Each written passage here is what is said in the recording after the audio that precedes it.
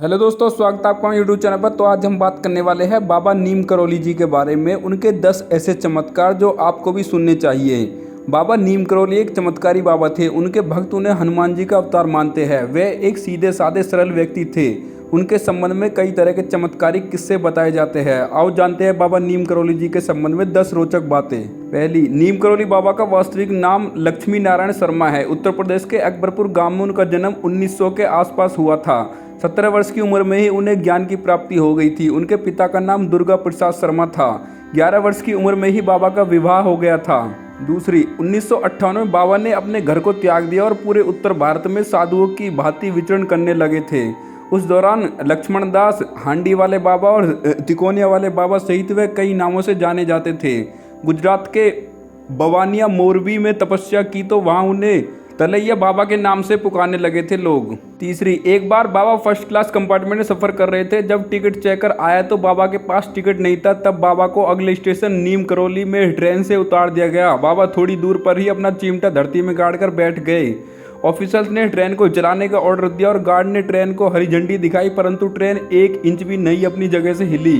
बहुत प्रयास करने के बाद भी जब ट्रेन नहीं चली तो लोकल मजिस्ट्रेट, जो बाबा को जानता था, उसने ऑफिसर्स को बाबा से माफ़ी मांगने और उन्हें सम्मानपूर्वक अंदर लाने को कहा। ट्रेन में सवार अन्य लोगों ने भी मजिस्ट्रेट का समर्थन किया। ऑफिसर्स ने बाबा से माफ़ी मांगी और उन्हें सम्मान सहित ट्रेन में बैठाया। बाबा के ट्रेन में बैठते ही ट्रेन चल पड़ी।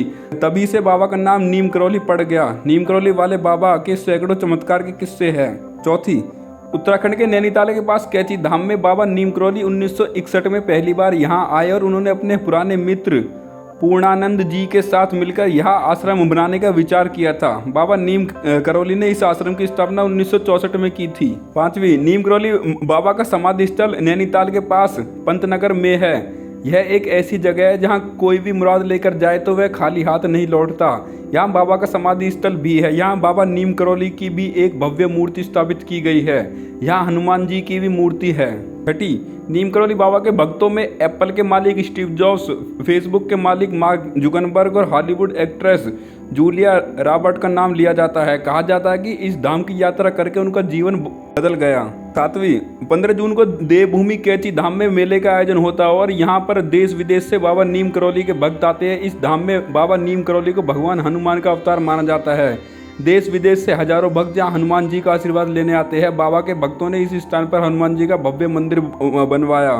यहाँ 5 देवी देवताओं के मंदिर है। इनमें हनुमान जी का भी एक मंदिर है। बाबा नीम करौली हनुमान जी के परम भक्त थे और उन्होंने देश भर में हनुमान जी के कई मंदिर बनवाए थे। 8वीं, रिचर्ड एल्पर्ट ने नीम करौली बाबा के चमत्कारों पर मिरेकल ऑफ लव नामक एक किताब लिखी। इसमें बुलेट प्रूफ कंबल नाम से एक घटना का जिक्र है। बाबा हमेशा कंबल ही ओढ़ा करते थे। आज भी लोग जब उनके मंदिर जाते हैं तो उन्हें कंबल भेंट करते हैं। 9वीं, बाबा नीम करौली महाराज के 2 पुत्र और एक पुत्री है। ज्येष्ठ पुत्र अनेक सिंह अपने परिवार के साथ भोपाल में रहते हैं, जबकि कनिष्ठ पुत्र धर्म नारायण शर्मा वन विभाग में रेंजर के पद पर रहे थे। हाल ही में उनका निधन हो गया है। 10वीं, उन्होंने अपने शरीर का त्याग 11 सितंबर 1973 को वृंदावन में किया था।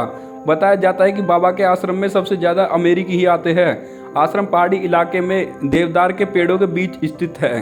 तो दोस्तों, आपको नीम करौली बाबा के बारे में जानकारी कैसी लगी? अगर जानकारी अच्छी लगी तो वीडियो को लाइक करना, चैनल पर नए हो चैनल को सब्सक्राइब जरूर करना। धन्यवाद।